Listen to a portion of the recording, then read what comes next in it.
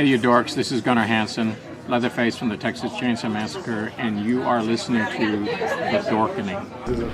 Hi, I'm Brian Johnson, and although you probably accidentally stumbled across it and have no idea why you're watching it, you are in fact watching The Dorkening.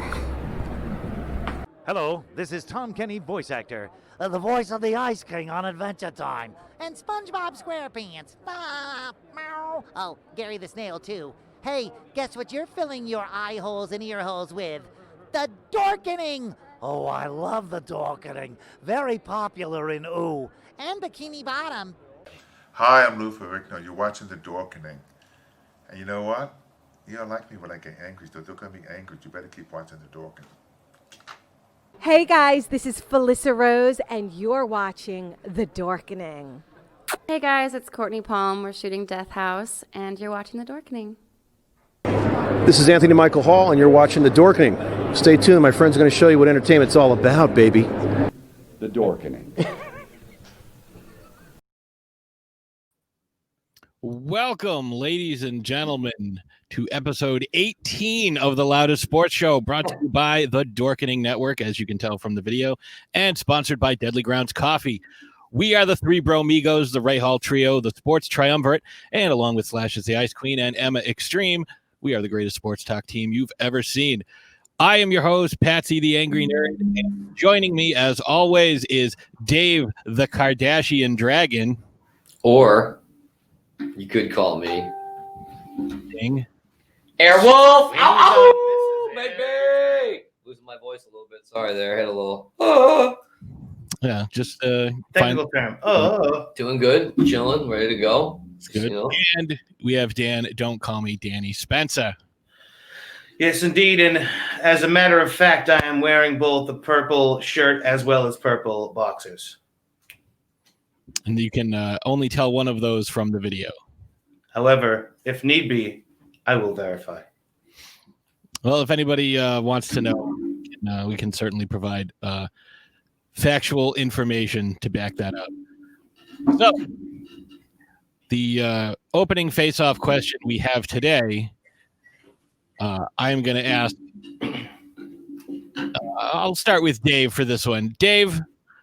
Why? Because I'm just going to be very. Just start with me. My answer's easy too. I mean, start with Dan. Yeah, start with Dan. He has an easy answer. We already know what mine is.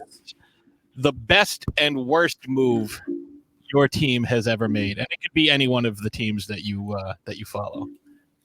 Tom Brady. No, I'm done. Tom Brady. Yeah, I definitely. I mean, if we need to elaborate for anybody listening that maybe isn't quite sure. Obviously, he fell into their lap when he was drafted. He was somebody that they saw something in, but also didn't see fit to draft him in the first, handful and change rounds. 199th overall. I mean, again, the day had already gone by. Again, if you had go for more than a handful of rounds, clearly they didn't have that much stock in him and go, oh shit, this guy's still on the board. Yeah, I think he was pretty good. Yeah, we already got everything we need. Get him.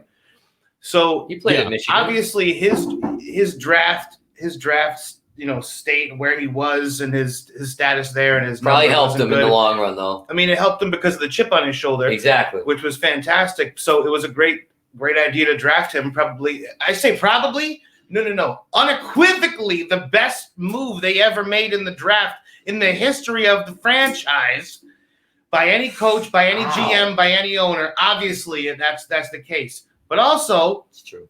They let him walk.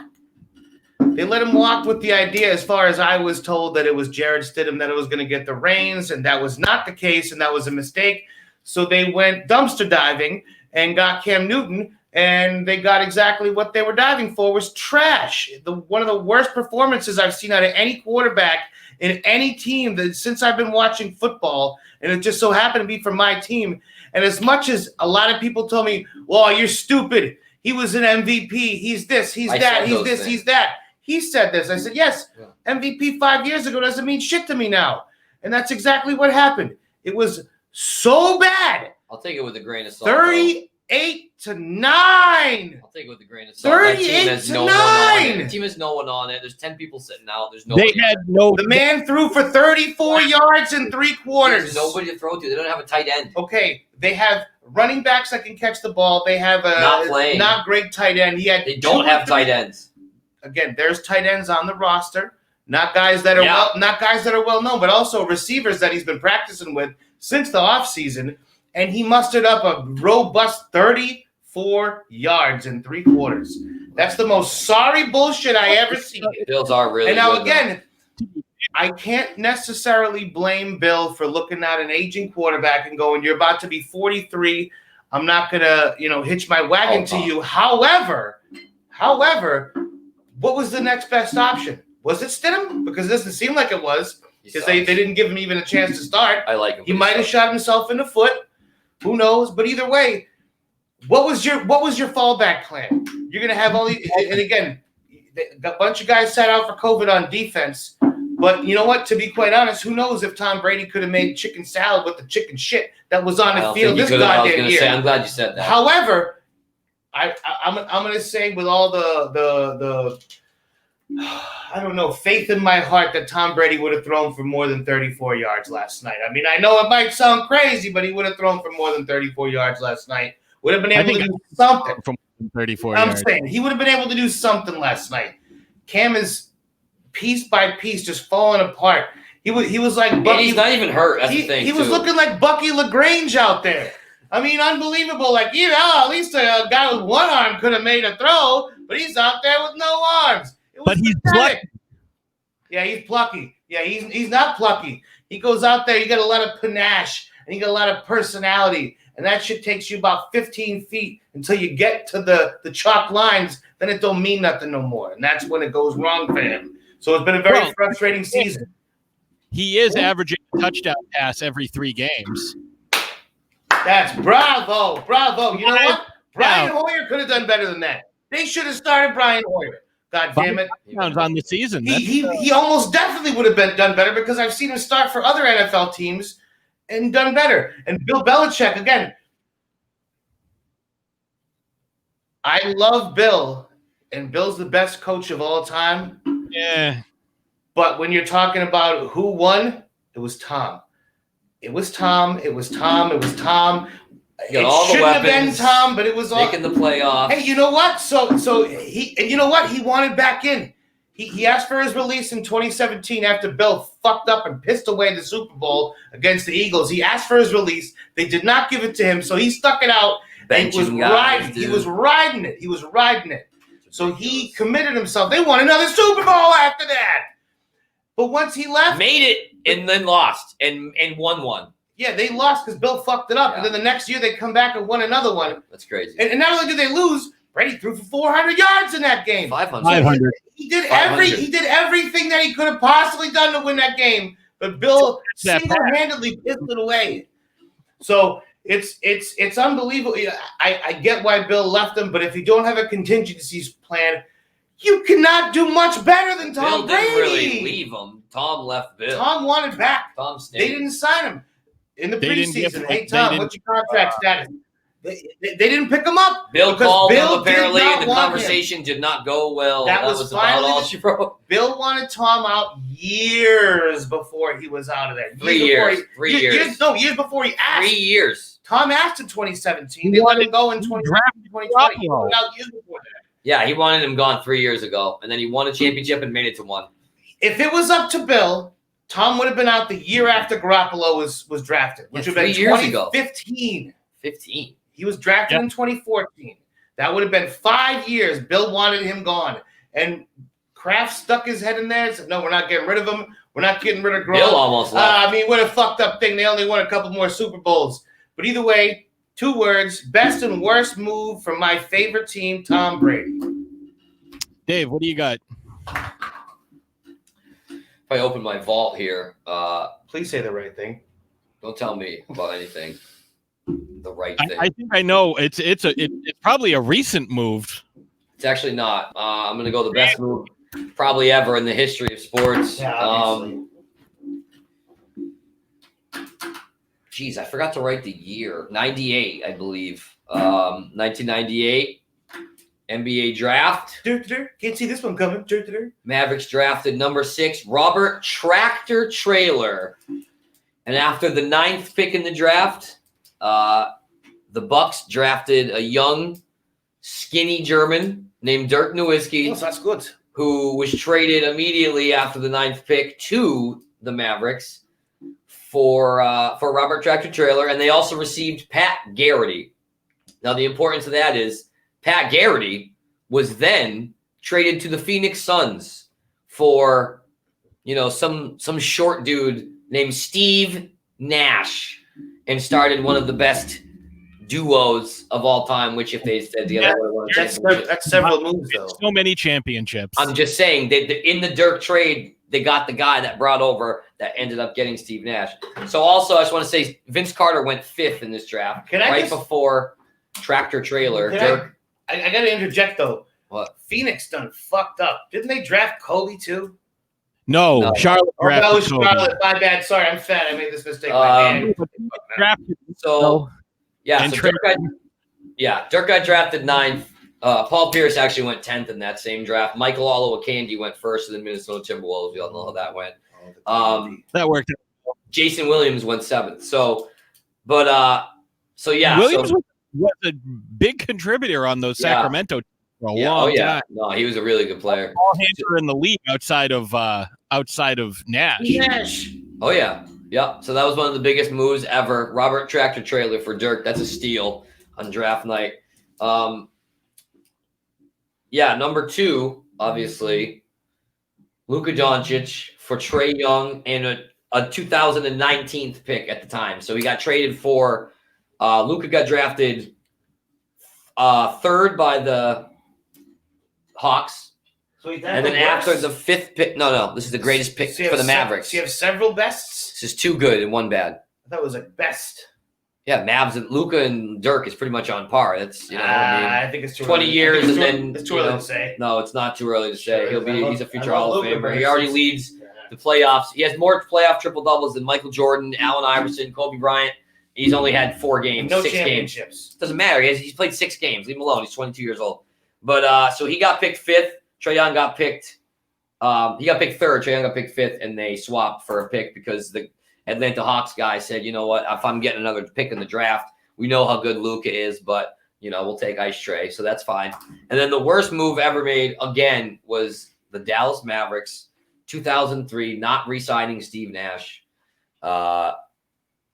Just absolute. They offered him $9 million a year. Phoenix Suns offered him 6 years, $63 million. That's only $10 million a year. The Mavericks offered him $9 million a year for 4 years with a fixed 5th-year option, and and then Phoenix offered him a bigger contract. And Cuban didn't resign. Says the worst thing he's ever done in the history of him being a GM. Yeah. But aren't you a Bears fan? Wouldn't trading up to get Mitchell Trubisky be more on par with the worst moves that any of your teams have No, ever because made? he's actually looking okay right now. $90 million. Trubisky's actually looking pretty good right now, and they might make the playoffs, and he has a chance to win a playoff game. So who do they have a chance to get playoff later with the Trubisky has a winning record as the Bears quarterback. He's a piece of garbage. I don't think so anymore. I think he's playing all right. I think You the said Bears that last year. You said that this year. All of a sudden now. $90 million an extension. Who? Didn't they just give Trubisky 4 years and $90 million? I didn't hear that. After trading up to get him when they could have had Deshaun They Watson. didn't- and they who didn't else? pick up his Lamar- option. Was it Lamar Jackson? No. Mahomes. Oh, Yeah. Mahomes and Watson. No one knew who Pat Mahomes Oh, was. He no, should have drafted except for- Deshaun except for Watson. the Chiefs. Should have Yeah, drafted everybody Deshaun could have Watson, had Lamar Jackson Traded up. number 32. So They let's traded but up we went the next to year. get Trubisky. They used draft Lamar picks. got drafted the next season. He's He got drafted drafted. to trade- everybody passed on him except the Ravens with the But he number didn't get- 30. One of the worst draft Yeah, picks he- in the last 10 years by anybody. Well, this is not his turn. That's not his favorite team. So, Nash actually won MVP 2 straight years after they didn't sign him though. So He was the most that's about it. That's all I unstoppable got. scorer those 2 years. If he wanted to score, he would average food. score. No one was going to stop him.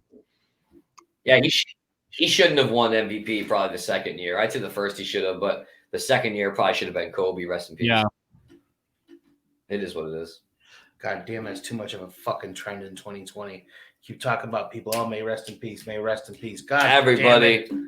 We'll get to that. We'll get to that. a little yeah. more later That's why too. there's no notes, because there's only a one subject thing. So I'm gonna go with mine.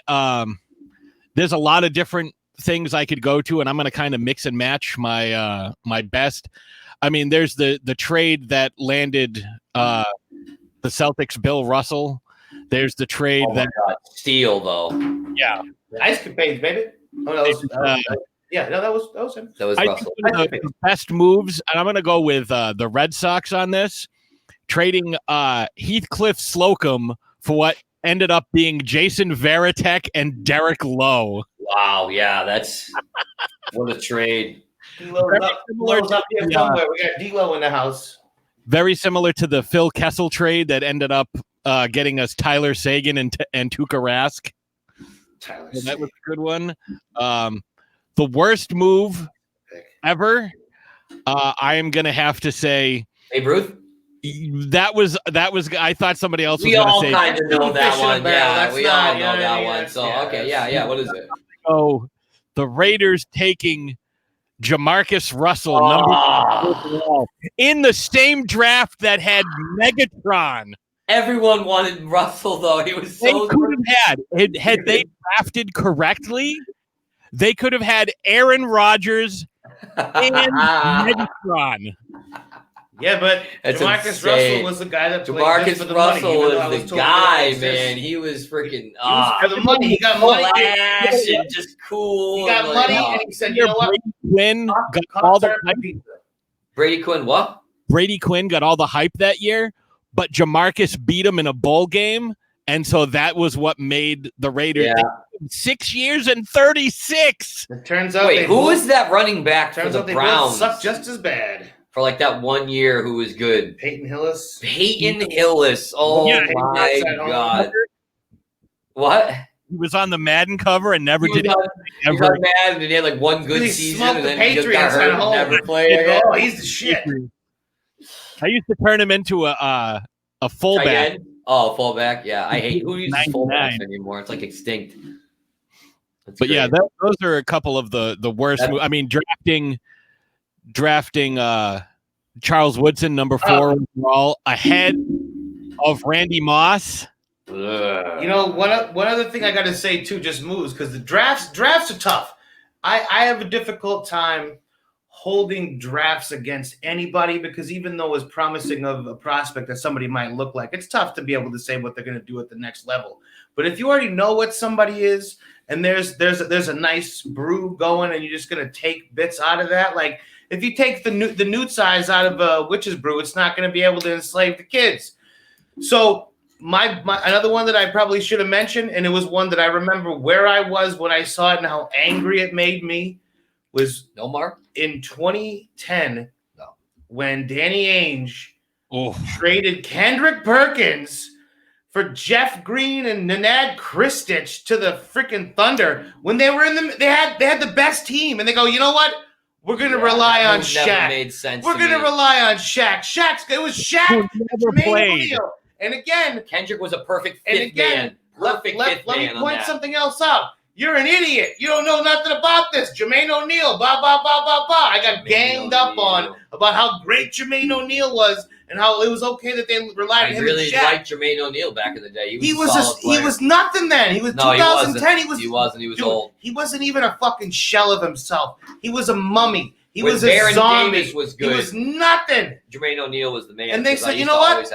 Great glue guy, because especially what we know now. Great glue. What we know now about Kendrick Perkins, about how he gets along with players, he's a leader. No, he's not an idiot. He's somebody that people look to. So opinionated. He's very just like, man, you know what I'm saying, man. No, he doesn't give a shit. Yeah, he doesn't. He's intuitive, though. That's the thing. He's intuitive. He knows what he's talking about, and he's gotten ear of a lot of these players. He just loves Durant because he played with Durant. And it was also like that when he was on the court. He played. Loves LeBron. He played for LeBron. Played with LeBron. He played. And everybody he plays though. He didn't say anything bad about it. He plays bad. He says bad stuff about all these other guys. Either way, regardless, that was one of the worst trades I ever seen. It was at Keepers. At the time, I don't believe why they did that. In West Boylston, they go, "Oh, we're gonna win a championship." So then, what happened? Game 7, and we got freaking help me.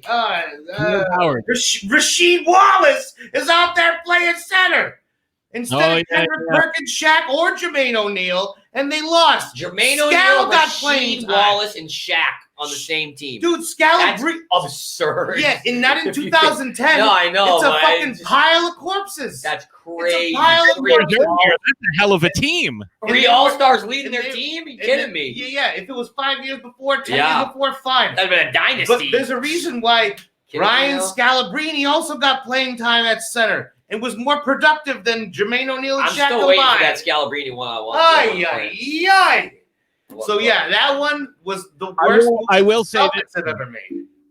Nomar was one of the best moves, by the way. I will say this: they won the championship that year. Awesome. Yeah. Fuck him. I was never a Nomar guy from day one. Still not a Nomar. Come on, you love saying Nomar. Everyone loves saying Nomar with his big nose. He's banging. I will say this though about the Celtics.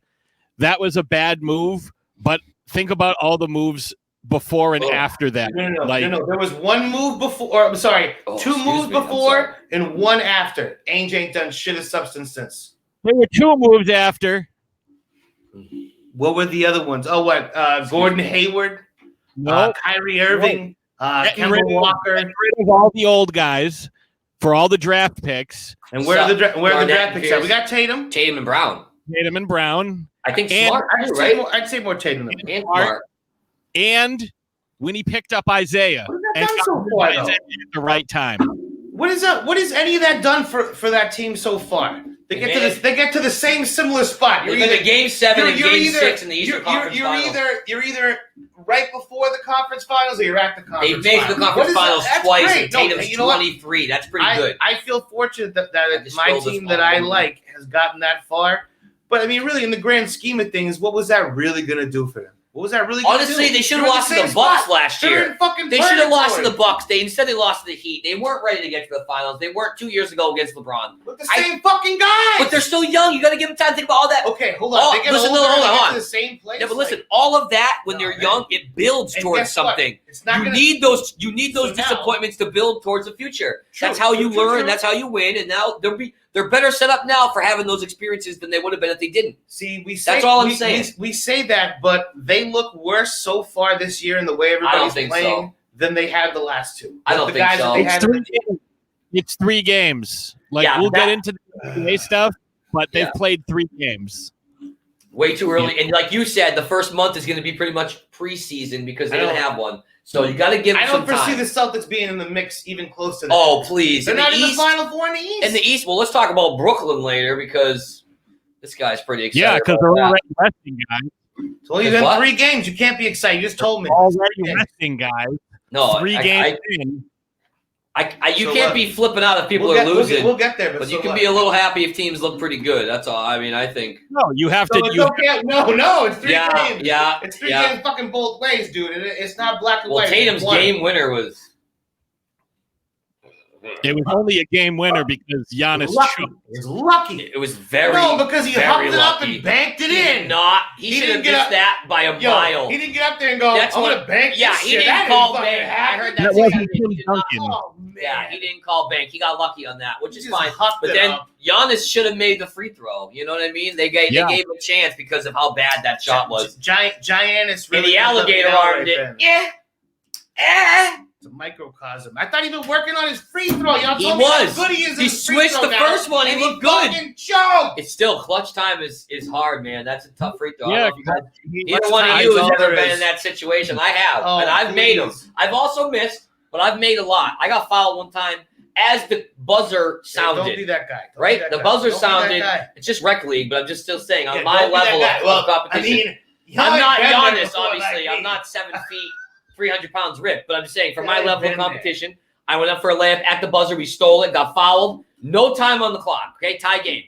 Everyone leaves. You get to shoot free throws by yourself. That's how it works. Everyone goes to the outside of the court. I get 2 shots to win the game. Bang the first one. Game over. Didn't even need number 2. Everyone get off the court. Game's over. It's mine. It was great. Just saying. I'm just saying. Not easy making clutch free throws. Let's back off Giannis a little bit. That quarter will get you 25 cents. Boom. Yeah, whatever. All right. So with that, we're going to take a quick break, and then we're going to come back because there's a lot of NHL and MLB stuff to cover before we get into the NBA and NFL and the sad news from the world of wrestling. So we will be right back. Everyone thinks because you're a zombie, you don't know good coffee. Well, they're wrong. There's only one brew that gets my seal of approval. Deadly Grounds coffee is my guilty pleasure. The aroma is so intoxicating. It brings all of my neighbors out of the woodwork. Deadly Grounds coffee. Coffee to die for and zombie approved. It's good to get a little deadly. Use the front door! Oh, they're so disgusting. She asked me, and I told her. She cried. Yeah, it was All right. That's a good story, Dave.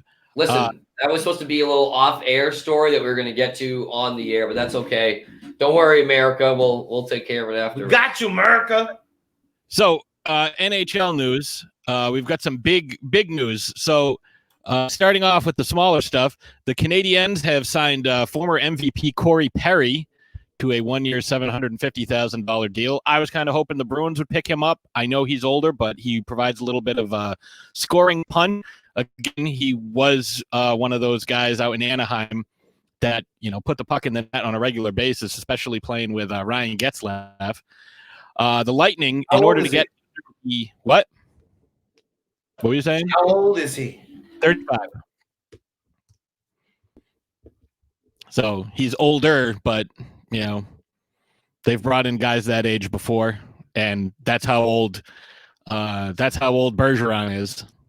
So the Lightning, in order to get under the salary cap, have traded defenseman Braden Coburn and forward Cedric Paquette, along with a second-round pick in 2022, to Ottawa for goalie Anders Nilsson and forward Marian Gaborik, who I did not realize was still even in the league. You and me both. But apparently he's a little younger than I thought he was. I thought he was about 56, but he's only 38.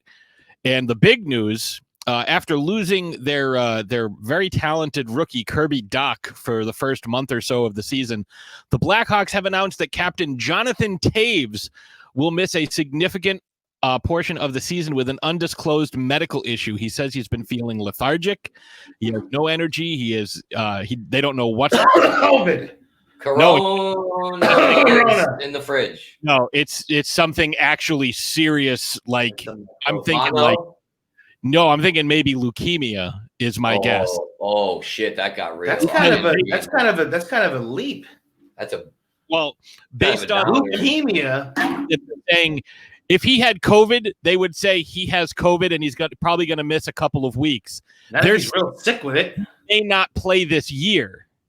Ugh. I mean, Eduardo Rodriguez got it and it jacked up. No. Eduardo Rodriguez for the Red Sox. He got it and it jacked up his heart. He didn't play the whole season. I know it was a shortened season, but still. You see that in college a lot.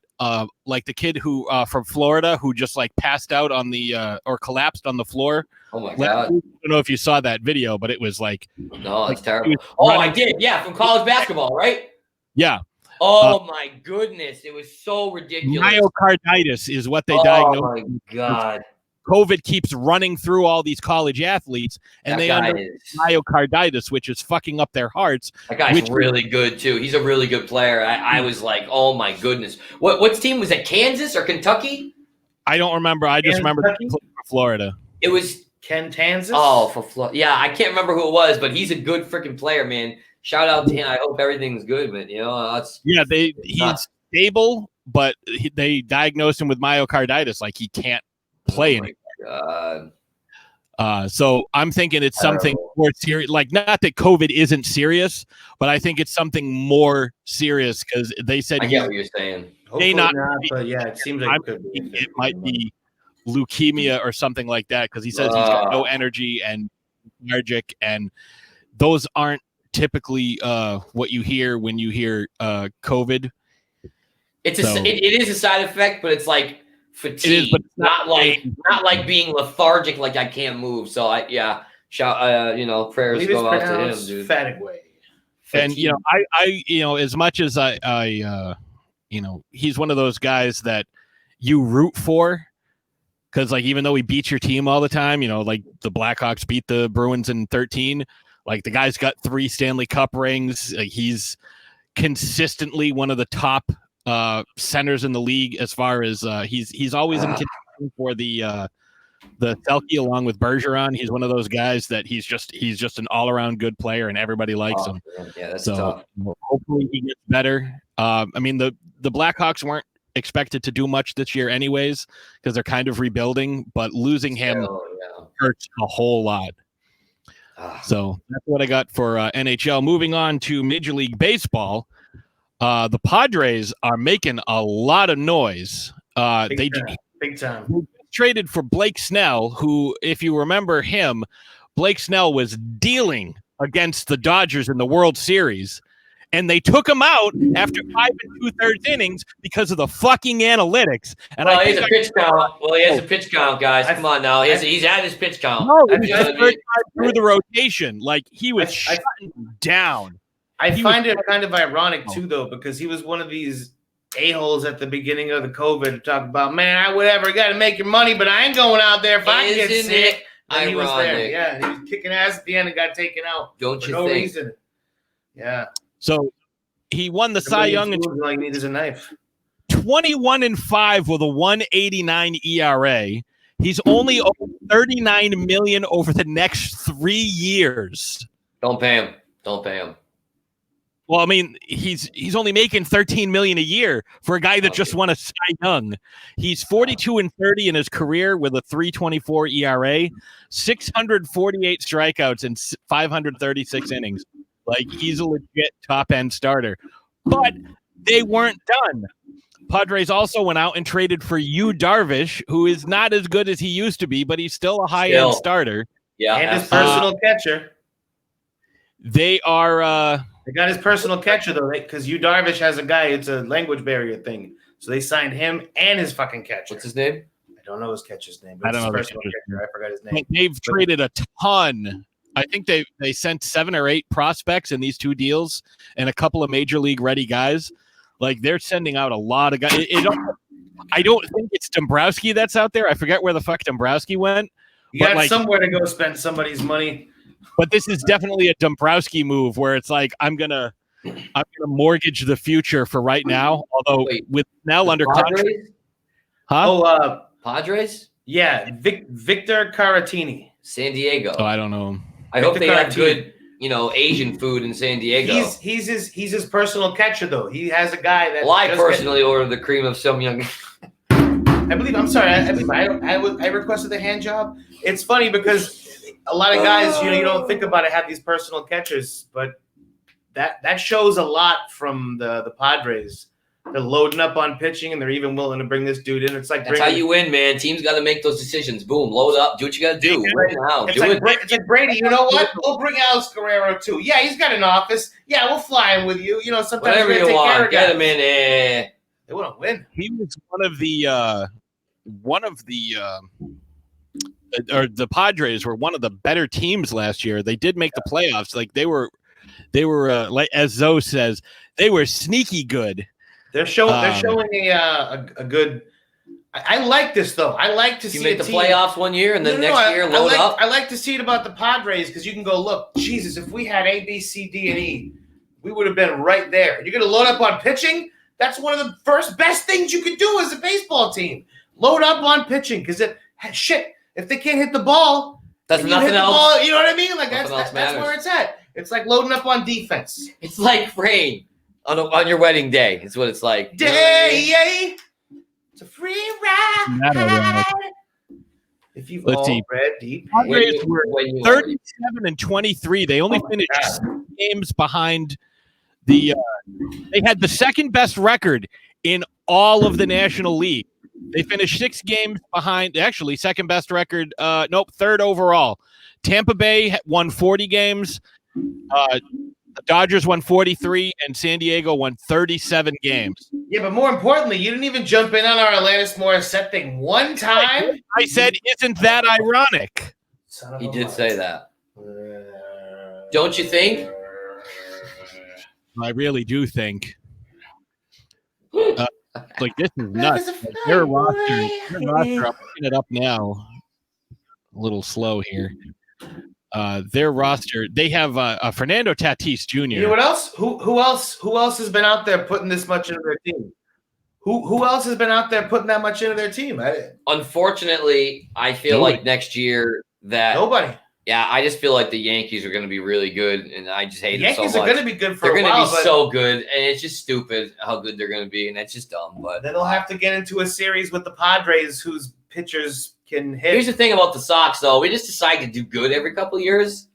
You know what I mean? It's like, you know what? Yeah, but we're just gonna do good to this year. No. See, we're just gonna win playoff games, so I feel like it's gonna come through this year. It's been a couple of we won a championship. What was it, 17? Yeah, but there's a few things you have to keep in mind though, because that's true. Pitching usually is really come good, back, but not only the pitching, but because they hired what's the GM?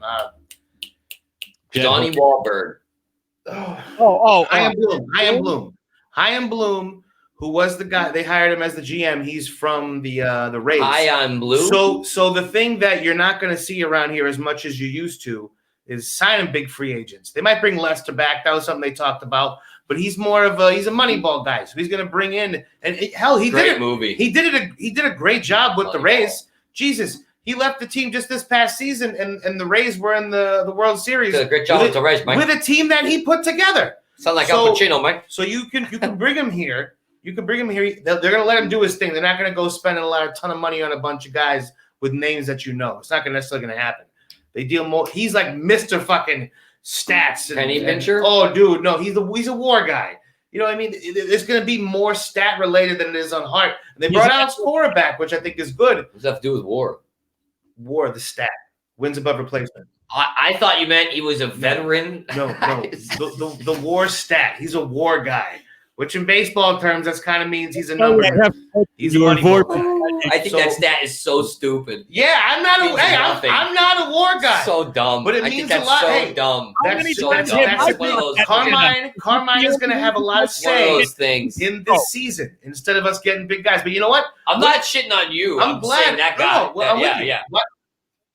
I'm glad. You know what? Yeah, right. The fucking fourth. I'm not above having Dave Dombrowski out of town. What did he do? The same thing he's going to do to his next team and go, oh, who's the best guy out there? Most money? Yeah, we got it. Yeah, we'll sign 5 of you guys. Maybe we'll win. I'm trying to see where he is now. He's with We're breaking all sorts of up, but I have to say what Chaim Bloom is not going to do is rip apart the farm system that is non-existent, but he's going to be the one to put it back together. We don't have a farm system right now because every time Dombrowski signed somebody, you had to throw draft picks in there and all this nonsense. So having somebody there that's not going to rip apart the farm system, maybe build it up and sign good, serviceable guys. And they're going to go. I hope we don't do, though. Last year, I didn't like we're going to have openers and closers. Give me a friggin' starter. I want a starter. I don't want openers. Give me a starter. I mean, what's the difference between a starter and an opener, really? Because an opener is a guy that's there to pitch like 1 inning. Like a closer is there to pitch like 1 inning. They had openers. They had people there. It was such a fragmented thing. So you didn't have a guy to start the game, get into a rhythm, get deep into a game. No. They would have openers and closers and a bunch of fucking dudes. I remember hearing about that. That's the dumbest thing I ever heard. It's the dumbest thing I ever heard, but that's what they did. That's the way they played. Probably never heard of something dumber than that. But thank goodness Cora's back because you're gonna have a stats guy. You have a stats guy up above, watching from above and doing the numbers, and you're gonna have a baseball guy that's played for the team that the people respect, that can relate to a lot of the players. It's gonna be a much nicer feel. So I think with the talent we have, if everybody shows up, if everybody can play, if the season goes the way it should, everybody follows the rules, whatever the fuck they do, and they do it right, we have a shot at doing something this year. I think the Blue Jays will win the World Series. Yeah, I don't think they will. Saying it right now. They definitely won't. Saying it right now. Okay. Please. What? I can't agree with that. All right, so let's move on to the NBA because there's some injury news that I want to get to. Who? Talking about my DSD? Dinwiddie hurt now too. Yeah, SD. Out for the season. Spencer Dinwiddie. Dinwiddie has a partial ACL tear, which could keep him out for the rest of the year, depending on his rehab. That's Kevin okay. Love, 3 to 4 weeks for the calf strain. Wait. Did he get hurt last night? Who? Love? Yeah. was going to say he played last night. Kevin Lou. Wrist, he is designated as week to week. Ja Morant is out 3 to 5 weeks. Yeah, I thought it was going to be way more serious. So that's like so. I was watching the game. I actually lost that game. I had an under on that game, 226.5. Okay, 226.5 with the Grizzlies to win. And guess what happened? The game went into overtime. Miss. Kyle Anderson. Yeah, It became a very grizzled affair. 27. I had 226.5. I only take a half of one of these, so I'm in extreme pain. 226.5. I was in extreme pain. I'm telling you, he got fouled with 6 seconds left on the clock. Maybe 4. Kyle Anderson, my boy, used to be on the Spurs. Make the first one, misses the second one, right? Gets a rebound with 3 seconds left, maybe 2 seconds left on the clock, and makes both to go to 227. The game ended. He couldn't miss one of those 3. Couldn't miss one of those 3 to help out your boy. Sucks. I would have won $150. I had the Nuggets straight with points. I had the Grizzlies to win. I had the Thunder +9. 14 parlay ruined because Kyle Anderson. I can't be mad at him though because I just love him so much. But I think the biggest news in the NBA over the weekend, doesn't matter what anybody said. The Lakers lost last night. Not a big deal. No one really cares. Biggest news is the Mavericks destroying the Los Angeles Clippers. I don't care if Kawhi was there or It's not. only been 3 games. You don't lose by 50. It doesn't matter if it's been 3 games or 10 games. That's the biggest loss in the history of the NBA. 3 games like this. This doesn't matter. You do not lose. You beat the Lakers game 1, and then you lose by 51. You only score 27 points in the first half. Here's the thing: the Mavericks had 80 in the second half. The Clippers didn't score over 80 points. So if the Mavericks had scored 0 points in the second half, they still would have won the goddamn game. They could have sat out the second half and still would have won. They probably had dudes that outscored them. It sucks. It's unbelievable. It's the best win ever that they've ever had. What a great momentum charger. They're playing, I think, tomorrow night. I forget who they're playing, but great way to get momentum. I'm very excited. I'm pumped for it. So, yeah. Great story. I want to point out that what's the kid in the ball kid in LaMelo? He joined some pretty elite company. He made man, come on now, man. You're hating on No, we can only talk about good things. You. Yeah, what happened, rebound, 3. What happened in his second game? What happened in his second game? Look it up, dude. He had a great game. Like, come on, man. It's his first game ever in the NBA. You don't think you're nervous? Come on, bro. He's played a lot of basketball. He shouldn't be. It doesn't matter. Kid's still young. He's a little boy, dude. You shouldn't be nervous to play in the NBA. Games. Played 2 preseason games. And Scary Terry went off for 42 points, which was fucking ridiculous. You guys are haters, man. You guys are straight haters. I actually bet on the Hornets that game and they lost. I was pissed. Cavaliers. No, the Cavaliers bet them. It's when they played the Nets because Hayward went off for 28, 6 rebounds and 7 assists and beat the Nets first game of the year. No, it's bullshit. And then the next game was announced that the Nets were going to be load managing both Kyrie and Kevin Durant. Good move. It's not a good move, but they both had sore ankles from the game before. You know what? They went hard for 3 straight games. I'm not against it. No, I'm against it, but they went hard for 3 straight games. And I think it's preseason, like almost. You know what I mean? No, absolutely. No, I'm with that at the first month, but I don't begrudge them for managing these guys from the start. I mean, it's a marathon. It's not a sprint, so you got to be consistent with it the whole time. If it's a game, if it's like 2 games at the beginning of the season, all right. Here's the thing, though, too. Steve Nash already said, Kyrie plays, Durant's on the floor. Kyrie comes and sits, Durant comes and sits. They're going to sit out a game. They sit out the game together. They're playing every second together this entire season. Oh, so Steve Nash is stupid, 2-time MVP? He knows more than you. Just saying. He's the coach. That's his plan. And not only that, it's not only that it's his plan. It's not only. Hold on. Let him make his point first. It's not only that it's his plan. That's a plan that he sat down with Stan Van Gundy. What? Doesn't he have a Van Gundy as his assistant coach? No. Who's his assistant coach? Mike D'Antoni. Oh, geez, I'm sorry. I'm mixing these guys up because they've been around in so many goddamn teams. He's got Amari Stoudemire. Right, I'm saying he's got these guys as his assistant coaches that know a lot, have been on the floor, have coached good teams. I think it's more of a team effort. It's I've said this from the beginning. It's the equivalent of hiring a young new manager with like a really seasoned, strong bench coach, having somebody that's going to not be the guy that runs things and makes the final decisions, but will be able to give you some good, substantial, well-guided, Listen, Mike D'Antoni sitting next to you. That's You're what I'm good, saying. dude. Well-educated kind of points and things that maybe you wouldn't catch. Nash or owes his entire career to Mike D'Antoni and his tutelage. And it's a lot of different aspects too. It's game planning. It's calling plays. It's how to handle people. It's like the little situational basketball is a very neglected thing these days. On and off the court. This is a guy that's played with a lot of big players, a lot of big egos. That's as big of a part of basketball now as anything else. Well, Kyrie retracted his statement a couple weeks ago about not needing a coach or whatever. Yeah, fuck Kyrie. I know he's off the blah, show. But you can't say him because he is so good. Honestly, I moved him in the top 10 in the NBA over Embiid because he is so good. It's unbelievable how good that guy is when he's healthy. I hate him off the court. On the court, the street. I'm just saying. Either way, on the court, that guy is a magician. You can't. It's undeniable. What are you eating? Honey. Oh.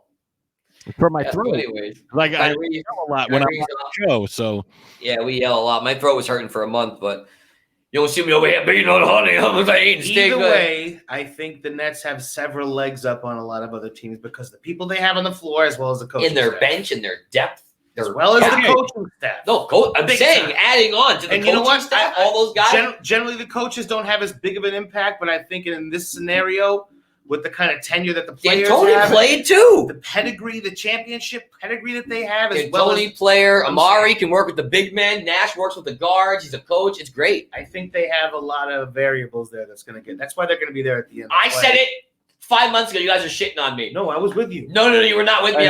Listen back. You guys are both hating on me. What's your question? The question is, Dan brought up championship pedigree. How many championships did Nash and Stoudemire and D'Antoni combine for? I didn't say that. I said on the floor they have championship pedigree. Do they not? Right, but those two guys. No, the answer is yes. No, there's no other. Well, no, the answer is yes. But they've never won a championship, so technically, I guess. No, they're Tony's two main coaching players. Their two main players have. Right, but you just spent those guys. The guys playing the game, yeah. Well, right. The guys on the team.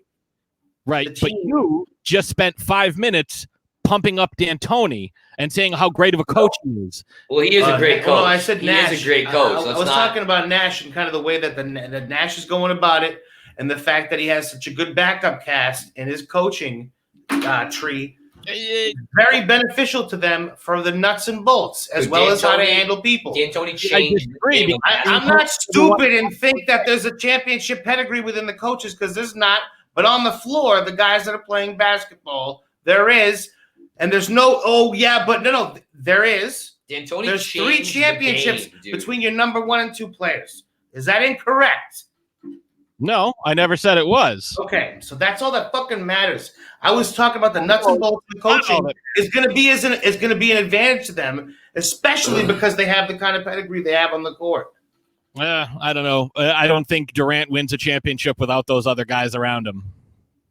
Well, it depends on where he went. So he has one guy in a playoff team before he got there and a great coaching staff instead of 2 all-stars on the floor. Listen, without Russell Westbrook on 3 all-stars on the floor?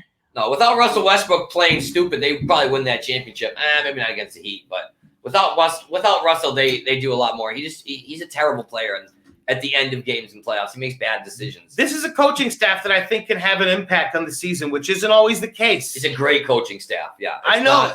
There's no championships between the guys that have recently played. Yes, I'm not a big D'Antoni guy neither. He's a Hall of Fame coach. Having him as your assistant coach that doesn't have final say, but has input and can help guide. He's a Hall of Fame coach. That's big time. Anybody who revolutionizes the game deserves to get some credit. Regardless, 7-second offense revolutionized basketball, so you can't overlook that. It's a good point, but regardless, he's been there before. He's seen a lot of different scenarios. His teams were not always that great. I need Virginia Tech right now. I'm saying it's going to be helpful. I would think it'd be helpful, but we'll see in the long run. I mean, it's way too early to say, but that's just kind of how I'm feeling at the time, because there's not a lot of other teams that can say We have champions on the court and seasoned guys. It's not even about if Durant never won a championship. It doesn't even matter. He's still amazing, the second best player in the world. Take away this, it doesn't matter. Exactly, and then he has. So it's like you have Durant, you're good, dude. You're going to be in the finals pretty much.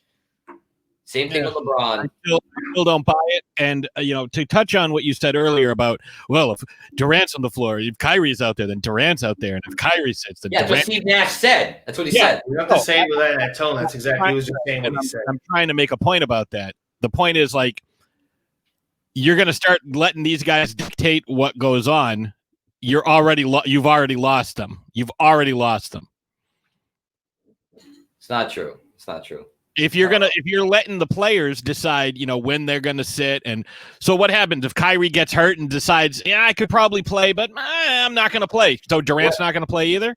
You're assuming that the players decided that? Why are you assuming that? Sounded like it was something the coach said. Steve Nash said, "You guys are gonna be on the floor." Players have all the say. No, but you said Steve Nash. I said is the one that came out in an interview and said, I'm going to play them together. They're going to be together. They're going to sit together and do all that. I don't think that was their decision. If there are variables thrown in the mix, he's going to be forced to make decisions. He said that. I mean, that's what he wants. It's not like the players came out and they were like, hey, we're going to play together the whole time. We're always going to be together. Then Nash was like, hey, you know what? The guys are going to be together, blah, blah. No, Nash was like, hey, this is what I'm going to do. That's the coach's ideal game plan. Coaching style. That's the coach's ideal game plan. Yeah, look what we've been seeing with James Harden and tell me that the superstars in that league don't run everything. I'm just saying you can't apply the same thing. Nash is a new coach. He literally said a week and a half ago, James Harden's a dick too, so it's tough to say. But he said, but he doesn't want to be there. He's not going to be a dick in his new team. He's just being a dick right now. But I'm just saying. Yeah, let me interject about your guy LeBron, who tried pulling that in, say, Miami. What did Pat Riley? Pat Riley is a different animal, man. Pat Riley doesn't play that shit, man. However, he did win a couple championships. Pat Riley so is the like number. It was an empty trip. Probably one or two. Talk whatever shit you want about him, the way he went there, but he won a couple championships. As basketball goes, it's Pat Riley number one, probably. I would say, and I would even say he's better than Phil Jackson, even though Jackson has more championships, but.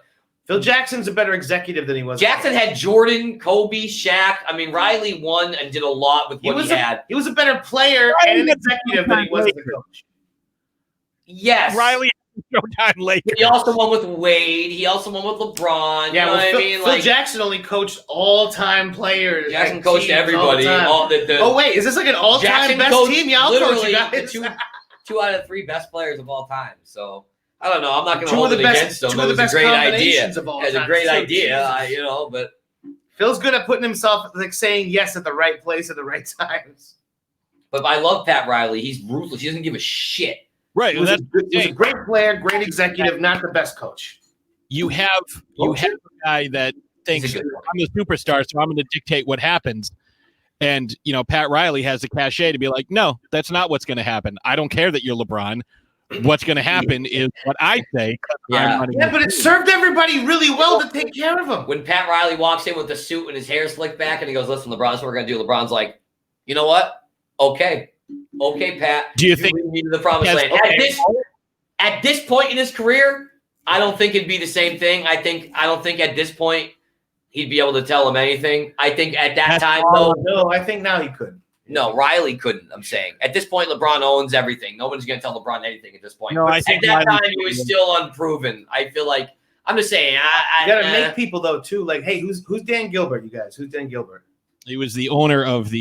You only know that because of LeBron James. You only know that because of LeBron James. Dude, if you're associated with him, it's good. However, the only one that I would say doesn't necessarily fit that mold that got that little shine, because a lot of people just like, they just like hold on, like, ooh, and you're good. You get that golden touch. You get like 2 years off of it. However, the only one that is sports are that's not. No. LeBron's a different cat when it comes to that shit. Like the cachet and all that nonsense. He's a different cat, you man. Touch He him, rose to his own pride, man. He's a way different cat. Hey, I know who Mark Cuban is, not because of Dirk Nowitzki, but Mark Cuban is an unbelievable entrepreneur. That's a good point. A very different animal as far as owners go.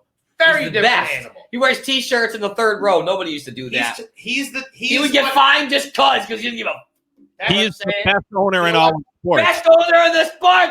It is my team. Thank you. That's in all sports. Let's go. Best owner in the. He's the second. He's best better than owner Kraft. He's better than Kraft. No. Fuck Kraft. No. What I will say, the only thing comparable, and I think he Dan, learned. boo. I think he learned from Mark Cuban is Tony Khan owning AEW and the way he treats his wrestlers. Wow. They have nobody gets better treatment than the Mavericks. You're right. Dude, You're right. They have health insurance. He flies them out. He pays for their hotel rooms. Those are all three things that Cuban would be like, here's $100,000, guys, on your plane. He Go treats gamble, play some poker, and you would drop $100,000 in front of him and have him play cards the whole 8-hour ride across the country. The whole reason why they treat their wrestlers the way they do is because they treat them like professional athletes, and he learned that from the guys especially Let's go Virginia Tech. I'm just saying, Virginia Tech. It's a beautiful thing. I like to see that spread out. I like to see that rubbing off on people. It's true. Guys. Wait, what? I don't know. He's Tyler's in the middle. You want to talk more about Mark Cuban? Is that what you said? No, I said I want to wrap up the NBA stuff because there's a lot. There's a lot to go in the NFL, including all the different playoff scenarios, which might be changing a little bit due to some injuries and some lack of playing time for some higher end quarterbacks. But maybe some Rona. We just don't know. Want to throw out the Rockets are still winless and have already had to have a game postponed due to COVID because apparently half the team needed to get their hair cut. Which, they had lice. They had lice, like in South Park. Yeah. So already everyone's like, ooh, did you see how great Harden played? Yeah, they lost. And exactly what I said was going to happen with Westbrook. Did he not play good? He did play good. Did Harden not play good? He did play good. No, he did, and they lost. Okay, but he didn't. Okay, so he played good. Okay. You made it sound as though nobody played good, including him. No, I said he. I wanted to clarify that. I wasn't sure. I missed that one, so I was just curious. But they're still 0-2. And I said the same thing about Westbrook. Like, Westbrook's going off and getting his stats, but that team's not going to. The Wizards could make the playoffs with him, though, in the East. They could definitely. No, they won't. Absolutely, 100%. I think that's actually in spite of him. But the West is going to open up a little bit more too because Cat just got hurt. Cat's going to be missing some time. Hey, you know what? Minnesota's going to drop real quick. They're not even going to. There's no way they'll be able to catch up. There's something you can't say though about Westbrook that even he can carry. He's undeniable. No. But you know what? He can carry one of these middling teams to a playoff spot. He's not going to win, but they'll make the playoffs. He'll get a bunch of. He wins in regular season. He'll get a bunch of stats. He'll get a whole bunch of games where he carries them and just fucking fills it up. He might be the most tenacious rebounder of all time as a point guard. Hey, he's a guy that maybe at one point in his career, not anytime soon, could get his fucking head straight and try to win because he could if he applied himself and put himself in the right mindset. The thing is, it's going to be too late. He's going to be too late. Of course it is. All these things that he's good at, not going to be good anymore. His game is predicated on his explosiveness and his speed. He can't shoot. The guy can't fucking shoot. So once he gets old. I disagree. He might get his stats, but they're not going to win because of him. If they win, it's going to be because Bradley Beal is putting that team on his back. No. I think Russell Westbrook. Did you watch the clip the other day of them at practice, though? Did you watch a clip of them at practice? I don't care about practice. He coaches the whole team. They're all praising how good he was at practice, coaching everybody, putting people in the right position, walking through and showing people what to do, running through plays. He's already a leader. He was there for 3 days. He's already the leader of the team. Yeah, he's over Bradley Beal, dude. That guy is. He's not a championship player, but he's a great competitor, and he was on the Thunder for years as the main player, and they made the fucked up a playoffs lot. every time, though. It's true, though. They made the playoffs had every good guys time. around him. So listen, here's the thing, Pat. Here's the thing. He's not the guy. He was the guy on the team. You don't win a championship. Good guys around him. Pat, he's gonna win games. Steven That's fucking not the Adams. way to. Oh, yeah. No, Steven Adams is great. Steven Adams is good. Just No, he's not. You're winning because of Westbrook. Ibaka is so overrated, bro. Relax on Ibaka. They were winning because of Russell Westbrook and Russell nothing else. Westbrook is not a championship He's the reason they formula, won. but he will win you games. He'll course put he butts will. in the seats, dude. Of course He's a he will. great player. He's entertaining. He's just not. You're not going to win playing that way. He's too selfish. Yes, but way too selfish. they will win games. They will probably make the playoffs. You want to make a bet, mofo? You owe me a course lot they're of money gonna make already. playoffs. Do you want to make a bet right now? I'll write it down. Washington Wizards will make the playoffs or not. You want to make a bet? Dude, they made it with John Wall and fucking Gore. Do you want to make a bet? I'm asking you right. I'll write it down right now. Washington Wizards playoffs. Yes, no. See, I don't know what's going to happen. There's already guys getting injured. He knows. You're don't make the put your playoffs. money where your mouth is, or don't talk shit. Russell Westbrook could bring that team to the playoffs in the East. The Wizards make it with nobody on the team. Who was the bald guy? God damn it, I can't remember his name. It was John Wall and the bald guy. Gortat was their second best player, and they're making a. No, Beal was still their second best player. Yeah, Bradley Beal was still on the team. He was young. So what? He was still good. He wasn't as impactful. He wasn't as impactful as Gortat in those series. I watched every one of those games. He was way more impactful. Oh man, Virginia Tech. I need a bucket by Virginia Tech. This 50 seconds. Let's move on. Dan, do you want to do wrestling? Yeah, let's get through it. Yeah. Really, the only thing to say, the only thing I really want to address, there's a lot going on both shows, both brands, but there's obviously the passing of Brodie Lee, aka John Huber, real life. We'll pour a little bit out. He had you better make sure you clean it up. He passed away. He had a lung issue, according to his wife. Was not COVID related, but it was odd to see, the way it played out, and it kind of took everybody by surprise, and including myself. Lil M Extreme took it kind of hard. It's somebody that she knew from the biz. We've been watching for a long time, so it was kind of jarring for her, as well as myself. But so sudden at Christmas and everything. Tough time of year to ever have that happen. Obviously any time's a tough time to have lose a loved one, but Christmas is always a tougher one. But took everything by storm. And AEW is putting together a tribute show tomorrow, basically. So he was the leader of the Dark Order. So there's going to be Dark Order guys in every match, including one that's going to be nice to see is Cody and Orange Cassidy and number 10 from the Dark Order are going to be a tag team, because that was they call him -1 Brodie, because his young son, who's named Brodie, those are his 2 or 3 favorite wrestlers. So they put them together in the match. And there was a report came out from Dave Meltzer earlier, talked about how he was talking to Tony Khan on the phone, and they already had the show written. And as they got to talking and kicking some things back and forth about, what people would want to see and what they would, different scenarios, they basically bumped programming up a couple of weeks just to make this one a Brodie Lee show. He stayed up till about 3 and change in the morning, from what it sounded like, to rewrite the show completely, to basically, have it be a tribute show for Brodie. So, basically then you can just turn on the TV, say, it's Wednesday. You know what that means. May he rest in peace. Can't wait to see the show. And yeah. Unfortunate. I guess. Yeah, that was sad news. I saw a lot of folks around social media really upset about that. It's tough. Like you said, to digest. Little Extreme was very upset. Yeah, it was tough. This has been a shitty year. One of the things that we have been talking about, though, to kind of switch gears a little bit, because we have a bit of breaking news, is how good the Maine Red Claws are going to be. However, the NBA is looking into doing a bubble for the G League, and 11 teams have decided to opt out and don't want to do a bubble scenario for the whole season. That sucks. As soon as you said that, I'm like, oh, I'll go see the Red Claws. That'd be a nice thing to do. I'll just wear my mask the whole way. I got a gas mask. I could get that working. I would do pretty much anything to go see a live basketball game. Nope. They're talking about doing the bubble in Orlando the same way they just did the end of last year's NBA season. Yeah, they're not going to go for a whole season. Best of luck with that. 18 teams have said yes, but 11 have said no, and that includes the Red Claws. So no Taco Fall this year. No Romeo Langford. No Tremont Waters.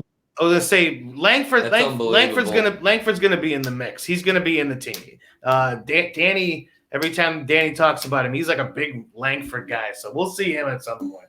Taco, though, oh no, no Taco. Oh. I like Taco. I like Taco too. I think he played again. The main thing I'll remember of Taco Fall is how he played Zion Williamson in the March Madness. What was it, Final Four? When he was playing for Duke. Oh, that was a killer game. He was going at him. Oh no, Duke didn't play the championship. He was going at him every time. It was nice to see, and it was fun. I was in a bar in Nashville. That's one of them lasting memories. All right, so let's get into the NFL pick because there is a lot going on with. Have you heard about this? With Have you heard about this? NFL. So first thing I want to talk about is Dwayne Haskins. After we ripped him last week, rightfully so, he's out, unemployed. I would hazard a guess to say that the Patriots will offer him a lowball contract because there's no way he's going to be making, top 10 overall pick money next year. Hit the road, Dwayne. No. For 34 yards, 85 yards, 70 yards, 60 as a yards. fan, though, I don't want to see that. I don't want Dwayne Haskins. Yeah, but you know what? That's that Bill would do. They'll bring him in to back up Jimmy G. That's the shit that's gonna happen. No, it's certainly a possibility. It sounds like Jimmy could come back, and I think if McDaniels was do, Basil? I don't know, he could do something. They'll probably do it. Here's the thing too. You know what? There's no weapons on that team. Draft a receiver and a running back, and then we'll talk. You can't do either. No. Hey, you're right. Passed on Nick Chubb to take. No, Dave is correct. Hey, again, drafting is tough. Drafting is tough, but hey, tough. Dave's right. However, if it's going to be a chain, like a domino effect, like a chain reaction. Changing of the guard. If Jimmy comes back to New England, Virginia, we're going to call that that's like the best situation for Bill. Bill has wanted Jimmy G to be his quarterback for years. We already talked about this. Though, so who cares? Take him back. If he knows how to use him, we can put him in the right situation. He knows how to use him. He can't throw the ball. However, at that point, if Bill got the quarterback that he wanted, he would make it a point to move some things around and get some pieces in place next to him that could be comparable to him. He would do it. He was like, "Oh, this is my quarterback. This is what I want. Well, then I'm going to put it together the way I want." He would do it. He would absolutely do it. He's the GM. He's the GM. For Garoppolo. He hasn't wanted Brady for 6 years and finally got rid of him. Still, wow, the Bucks are killing the Heat right this now. Year, this year, 6. There's no way that this year could have been good the way they played it. Oh, Stidham, he's the guy. Oh, wait, no, he's not. Cam's the guy. Tom. Because nobody else wanted him. We don't have to fucking pay him. It's the same shit I said from the beginning. I'm like, if they wanted him, they would have had him already and not waited till nobody else wanted him. I'm like, here's $20 and a sandwich. Come on and play for us, bro. And I know it's not lowballing it. But they called Cam's agent. Like, listen, if anybody else offers him anything, just let us know. You know what I mean? But we're gonna just stay. We're not gonna let him. Just let us know because we're gonna. You know what I mean? But you could get these incentives and make. But you know what? $1,000. You know what though? Something that cannot be said about him though that I wasn't too sure about the way he conducted himself. Number one. I have no problem. The COVID thing. Okay, he went out to eat with one other teammate and they got COVID. That could have happened to anybody. We're not going to sit here and say he was being irresponsible, but that's what happened. He went out to eat. Not the end of the world. But other than that, he's conducted himself perfectly as a teammate, as a veteran. Everything he could do other than on the field has been exemplary. And there has to be something to be said about that because when you're losing, it's tough. We've seen it a lot of times with some of the best players in the league that when shit's going south, like, okay, 1-2 games, not the end of the world. When you know for a fact for like 5 games now that your season's downhill, you're done, there's nothing you're going to do. It's tough to compose yourself, but he has at no point done anything other than be gracious for the opportunity and take responsibility when he sucks. There's something to be said, but he's not going to be a starter. I don't think he can be a starter anywhere. He'd be a killer backup. Backup somewhere. No. Why not? No. He'd be as a backup. Why not? No. What are you talking about? Who's better than him? What? Have you watched him play? Yeah, but here's the thing. Who do you got backing up in New England? You got Stidham and Hoyer. He's better than both of them, and they're both awful. In a good situation. There's so many teams that need backup quarterbacks. In a good situation, so many teams. You don't have a backup that's going to play. Hopefully he's not going to play. Throw him on the Chiefs, dude. Are you kidding me? Oh, hey, Mahomes gets hurt. Hey, Cam Newton, come in with all these weapons. Come on, man. And not only anybody can play good in that system. Not only that, to have him in a situation where he could replicate the other quarterback a little bit better than the guys on your roster. That Buffalo. Veteran leadership. Josh Allen is great. He's awesome. He's the same player. If you're going to send him anywhere, the only place I could think of where he could be a backup and play the same way as the starter, Baltimore. Yeah, but not only that, but kind of what I said before. It's the fact that he now he's matured over the years.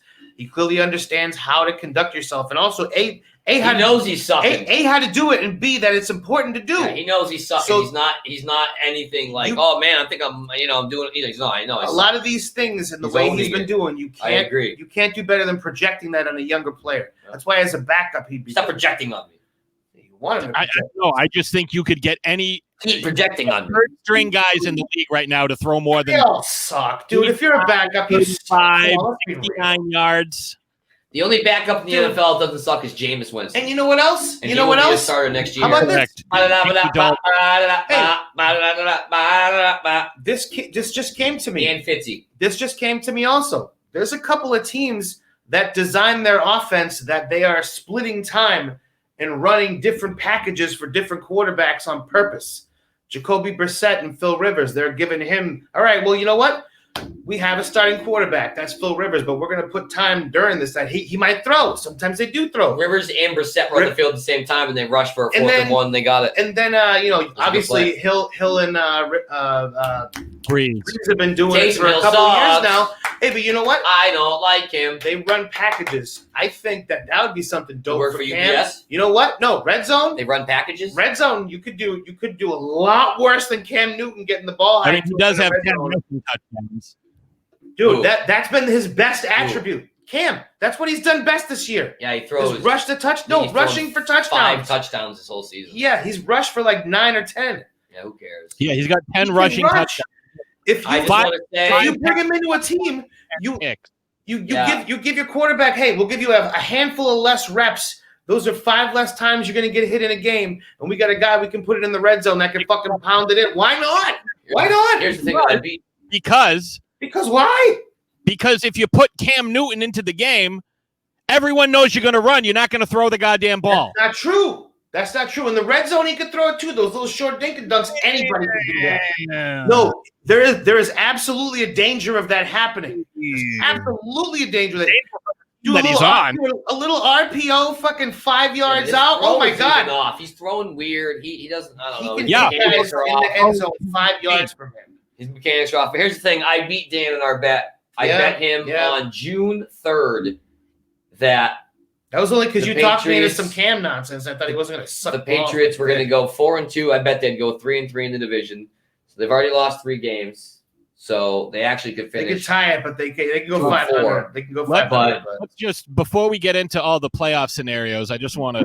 I didn't say anything about that. I was just talking about our bet. I know, but I'm saying before we get into that, I want to just. Did I segue? Yeah, I want to throw up some of the. I'm just sitting here, though. I'm not writing anything.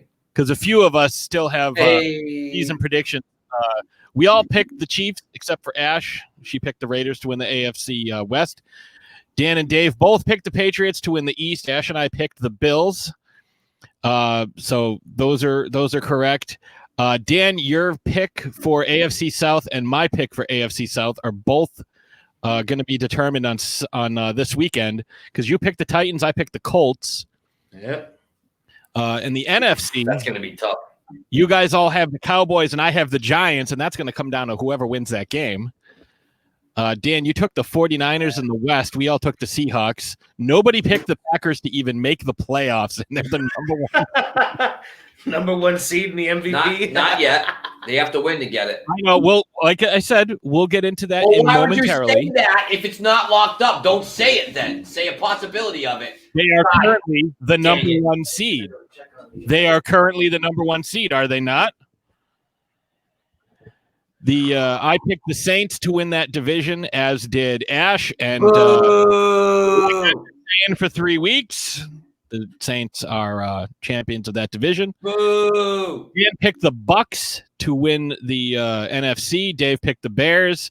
I picked the Saints, and Ash picked the Cowboys. As of right now, all of those are in play. That is true. The Bears are everyone is picking the Packers to beat the Bears this week. Oh. And you know what? I think the Bears could win this game. I really do, the way they've been playing. Said, let's get into the AFC playoff picture first. Yeah, let's get into it. So, the Chiefs are the number 1 seed.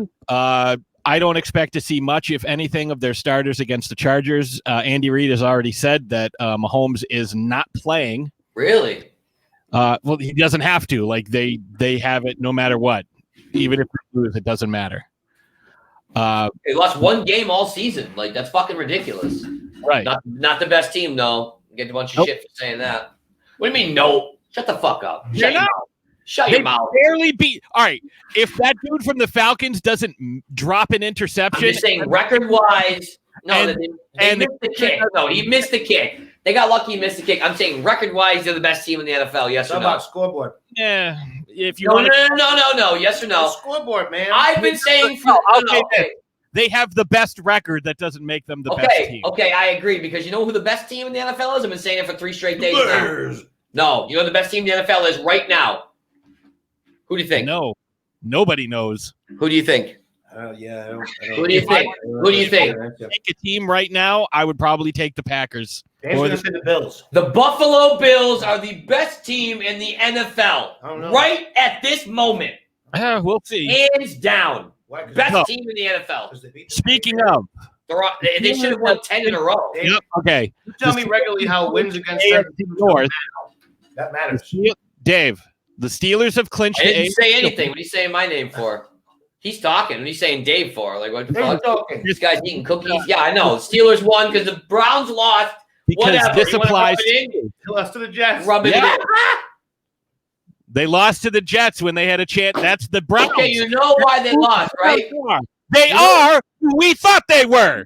Okay, that's not true. You're completely overshadowing. Their entire receiving core was out with COVID. They all apparently receivers. They're the number 1 rushing team. Apparently, all the receivers, the offensive line, and a bunch of defensemen were all in a hot tub together. Apparently, I said the whatever. same thing. So Nick Chubb they had to sign 2 guys off the practice squad, and then some guy walking down the street in Cleveland to come play, and two undrafted people on their offensive line. So Nick Chubb, let's just talk about Nick Chubb because he ran the ball so much. His first 6 runs, total of 1 yard. Oh, 6 I guess runs. He's not as good as you thought he was. He is good, and he made the Pro Bowl again because he's that good. But the thing is, when All-Star game, have, nothing. No, they do. But when you have all those guys hurt, and the Jets were hungry as shit. I mean, whatever. I'm not going to excuse you. They should have won the game. Yeah, they definitely didn't want Trevor Lawrence. The Browns disappointed. Definitely. Who else? Yeah, they disappointed. The Browns disappointed. Who else was the other team that should have won and they got fucking blown out? Arizona. Oh my God, lost me my fantasy team. I should have won. No. I'm going to get to this right now. The Bears, only team playing a bad team, really, that dominated. Well, the Bucks played pretty well too. Bucks played great. It didn't count because it was the Lions. He told me that. Lions are terrible. It only counts when it fits his agenda. No, it doesn't count. I know, dude. I know they were up. I know they were up. Dan was just so excited they beat the Lions. I know they were up 40. I know they were up 40-0 in the third, but it doesn't count because the Lions. The fired coach and Matt Stafford was hurt. Like, come on, dude. What are you so excited about? I do want to throw out another prediction. One of the predictions from earlier this year was who was going to have the number 1 overall pick, and I chose the Jaguars, and that one was correct. Who did I pick? The Lions. The Lions? Who did I pick? I was close. You didn't. Well, let me just double check. Let me get to that because I don't think you picked anybody. Well, you remember the beginning of the year, like a lot of people were, nobody picked, only Dan and I picked. Oh, yeah, I remember that. No, we talked about this last week. You're right. Yeah, we talked about this last week. You didn't ask me what I wanted to do? That's cool, dude. No, I did, but you weren't taking it seriously. So I remember that. You didn't pick one. So, let's get back to the playoff scenarios here. Okay. So the Steelers clinched the AFC North and can get the number 2 seed with a win over Cleveland or a loss by the Bills. Man, fuck them. It doesn't even matter. Burger is not playing. He's not playing. Nope. He is, for whatever reason, Mason Rudolph is playing. Rudolph, the hard-headed reindeer, is playing. Rudolph, the Kyle Chills. Rudolph, the hard-headed quarterback is playing. I'm going to throw for 4 touchdowns. I look just like Chills from YouTube. My name's Mason Rudolph. This is how I talk. If you're interested in what I look like, then go to... So, up next, Instagram.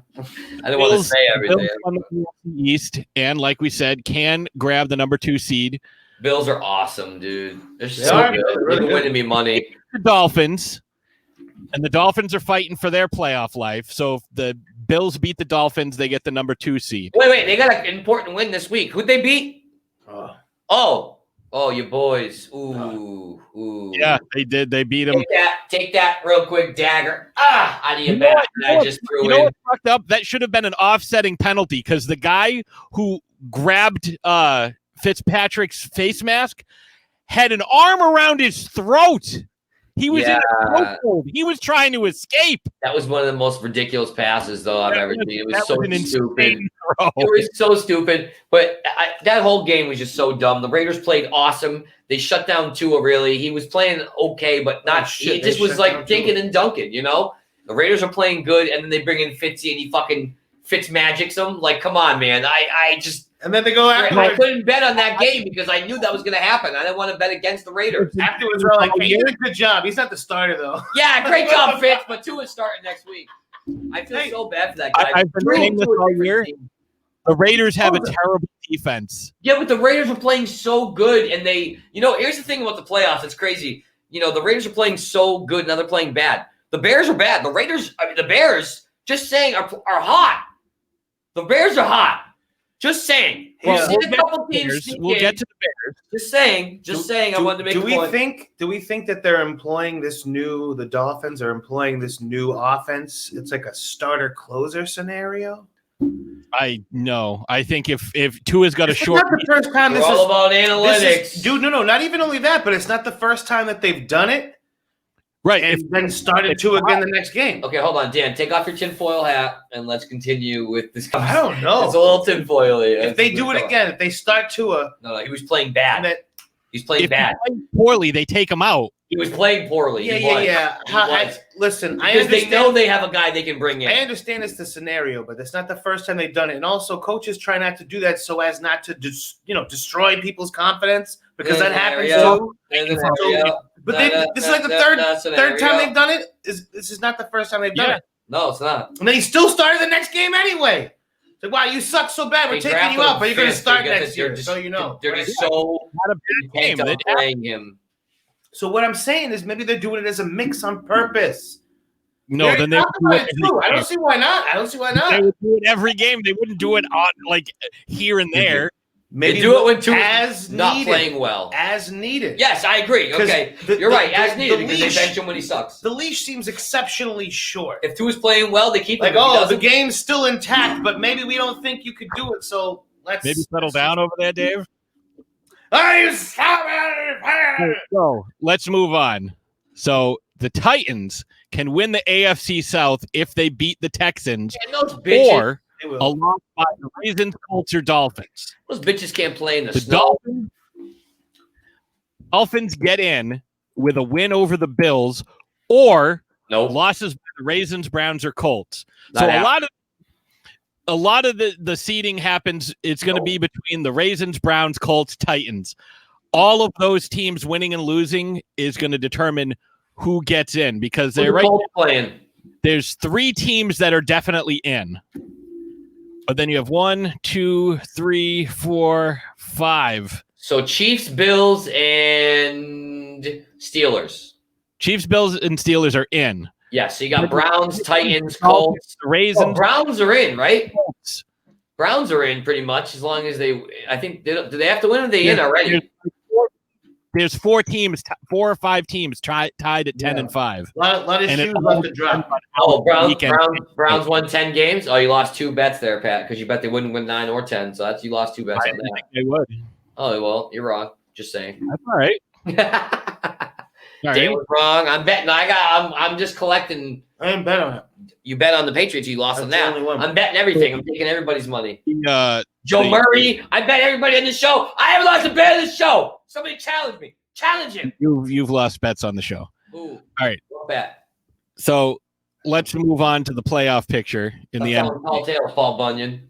So Green Bay wins the NFC North, and with a win over the Bears or a Saints loss gives them the number 1 seed. So they're going to lose. So they better hope the Saints lose. Yeah. South, and they can get the number 1 seed if they beat Carolina and Chicago beats Green Bay. Chicago's going to win that game. Chicago's going to win that game. On the NFC West, and they can get the number 1 seed with a win at the 49ers, paired with losses by Green Bay and New Orleans. So Seattle has a shot at the number 1 seed. Yeah, they do. Washington, when I type this up, Washington could win the division with a win over the Eagles. That's not going to happen. So now, who knows between the Cowboys and Giants. What? So a 6-10. Why is that not going to happen? Because they lost last week to the Eagles. If Washington wins this week, they're in. They're in the playoffs. I thought so too. If Washington wins, they're in. They all have to. No. If Washington wins, they're in. If Washington loses and Philly wins, Philly's in. If Washington and Philly loses and Dallas wins, doesn't have enough wins. Giants. I'm sorry. The Giants. It's down to whoever wins between the Giants and the Cowboys. If Washington loses, no, either way, because they've got the tiebreaker over them. Whoever wins that game, I think you're incorrect. No, if Washington wins, I just saw it yesterday. If Washington wins, they're in. All right, maybe Washington has to lose. Let me see what I've got because I'm still scrolling down. I'm just telling you, Washington has Giants, to win. Okay. And Cowboys have to. Washington has to lose. And Cowboys have to win. Win over the Giants and a Washington loss. Okay. Exactly. So Washington wins, they're in. So if Washington wins, they're in. If the Cowboys win and Washington wins, Washington's still in. Washington wins, they're in no matter what.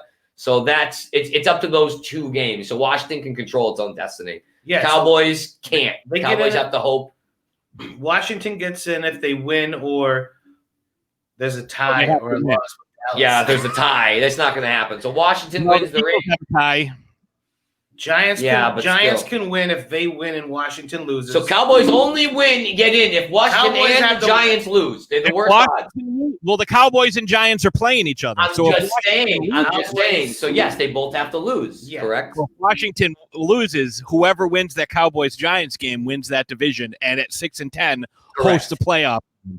Correct. So Washington should win that game. Who they playing? Who's starting though? Who's starting?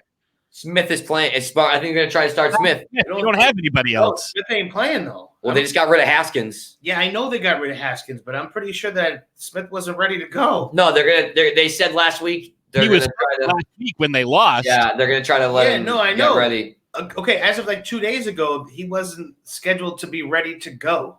And I don't know who their third string quarterback. That's what I'm saying. That's exactly what I'm saying. I think it's going to go down to the Giants and Cowboys, and I think, I picked the Giants at the beginning of the year, so I'm going to stick with that. The Bucks can clinch the number 5 seed. Ooh, great accomplishment. Tyler Hanky. With a win over Hanky. Tyler Hanky.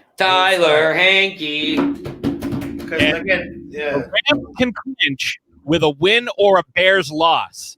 Who? Now, the Rams can win. Suck. However, Jared Goff broke his thumb and is not playing. They're not going to win. So who's their backup? I don't remember who the hell it was. So, they were trying to sign Driscoll? Blaine Gabbert. They were trying to sign Gabbert. Played. He just played. He played for the Bucks this week because he's the backup. They were trying to sign some former Jacksonville quarterback. Glennon? Might have been Glennon. I don't know. Bortles. Blake? It doesn't matter. Gabbert's on the Bucks and just played. Blake Bortles. I know it was a former Bucks quarterback, like that they sunk all this money into. Bortles won some games. He sucks. Yo, Bortles won some games. He likes Bortles and hates Matt Stafford. I'm not a Bortles. Bortles won more playoff games than Stafford. Bortles won more playoff games than Stafford. I don't want to hear it. That's a fact. Yeah, but it hurts. So you don't like him, but you like him. No. He was in the AFC Championship and narrowly lost against the Patriots at Gillette. I like Matt Stafford. He's better than Stafford. All right, so Blake Bortles. Bears can get in if they beat the Packers or the Cardinals lose. However, the Cardinals are playing the Rams. Cardinals and the So the Bears have to win. The Bears have to win because the Cardinals are probably going to beat the Rams. That's true. I don't know. The Cardinals are probably going to beat anybody. Yeah, Cardinals They suck after last week. Goff left $500. Those fucking Weeks ago assholes. with Jared Goff. Yeah, a bunch of pussies though. They lost to the Patriots. They lost to the Just lost to San Fran and cost me a bunch of money. Yeah, but the Rams just lost to the Jets 2 weeks ago, and that was with a healthy Jared Goff. Yeah, Rams are garbage. Yeah, but the Rams Patriots are hot garbage. They shouldn't have beat anybody. Better than the Jets, although we'll find out this weekend, because I've been saying all season that the Jets are going to win this game. I thought it was going to be their only win of the year. Yeah, I was correct. They could still win, though. Stidham's going to 625 yards. I'm sorry, 11 I'll take the under on 625 yards for Stidham. I'll bet my paycheck on it. 11 of the 16 games this weekend have playoff implications. So that's tight. I love that. They made every game at the end of the season a division game. That's why, just in case. That's parity, though, baby. I like that. Great. Well, I don't know. So let's move on. So 16. How's this pressure? The Monday night game is Washington at Sunday night. Sorry, Washington at the Eagles. Awesome. I thought they were going to flex Bears and Giants. Awesome. I mean, Bears and Packers, but that's for the division. It means a little bit more, so it makes sense. A division winning game, that's a pretty cool game to watch. At 1 o'clock, and whoever wins that is going to be glued to their TV watching the Eagles, watching Jalen Hurts throw all over. We're gonna get. I like Jalen Hurts. We're gonna get a camera angle from behind whoever it is that wins too. They're gonna have it behind all the guys watching the locker room in their towels and shit, watching it. I don't know if they'll still be in their towels. Like their game will be over 4, and this game. They're gonna stage it. They're gonna stage it. Like, listen, guys. They're gonna record 2 different outcomes contractually in the day, whether they lose or win. Well, yeah, they're like, oh, that's a good point. That's exactly what they'll do. Hey, guys, what would you do if you won? Picture this as you winning. They're not going to do the other one. Like, oh, look at how much it sucks to be them right now. It certainly seems to be raining shit. Raining shit on these guys. All right, so. But no, there's no favorite. It's great. I don't know. I've never. I don't know. I haven't been involved in the season. You guys are out of it. You guys are out of it. You're basically playing for last place. I like it. Right now, Dave go. has a 1-game lead over Dan, 133 to 132. I had a bad week. Dad's at 145. Ashes is at 147. I'm at 148, and Matt is at. In the next couple of days, we're gonna tabulate hers. What's Matt at? 150. Man, that guy cheats. That He's blockhead. got me by 2. He's a blockhead. Ash by 3 and Dad by 5. So it's going to come down to me, Ash, and Matt. He has so much space in that blockhead of his that he has good at picks. Emma's like 6 weeks behind, but she has no idea what happens. So Emma's last place. Her picks we don't know that though. She's last. Emma could catch either one of you guys. That's what I'm saying. Her picks are valid because she doesn't know and doesn't pay attention. Has no point of reference. The other day she was talking about how bad the Lions were, though. So I don't know. She knows how bad they are. Last week, Dan went 9-7. Dave, you went 6-10. Airwolf! I need 1 second. I gotta take a pee real quick. I was 8-8. It's so bad. I was 8-8. Dad 7-9. Ash and Matt finished 10-6 to win the week.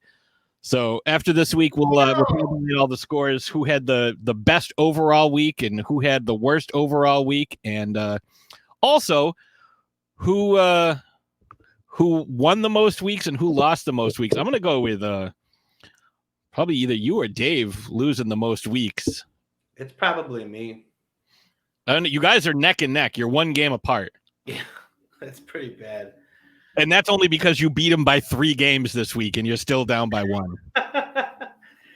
Yeah, I go off the cuff. I go, with my hat. So sometimes it's not as educationally guided as it could be. So there's only. I'll just quickly, while we're waiting for Dave to get back, I'll run down the 5 games that have no playoff implications whatsoever. The Raisins at the Bengals doesn't matter. The Raisins are in. Like they're. I mean. They would need to get in with a win or a loss by the Browns or Colts. So I guess technically both that those things could happen. There's way too many variables. Jesus, the variable this week. So Vikings and Lions doesn't matter. Jets and Patriots, nothing there but pride. Again, I like the fact that these are. Aren't the Vikes still in the? They Got mathematically 5 wins. Yeah, I keep forgetting that I hold them in a higher regard. Same division with Green Bay and there's a lot of teams ahead of them. Oh yeah, they suck. Jets at Patriots. That's not for anything, maybe draft position, but even then it doesn't matter because even if the Jets win, they're kind of stuck where they are. Raiders, Broncos, that's nothing but pride. Bolts at Chefs. Again, nothing but pride. So the big games, Dolphins at Bills. Actually, the 2 biggest games, I would say, Cowboys, Giants, and Washington at the Eagles. Can you imagine that? These garbage teams are like, oh, these are the biggest games that we have. Is these bullshit teams that can't get out of their own way? You're the Saints, and you're the number 2 seed, and you have to go. No, the Saints wouldn't go.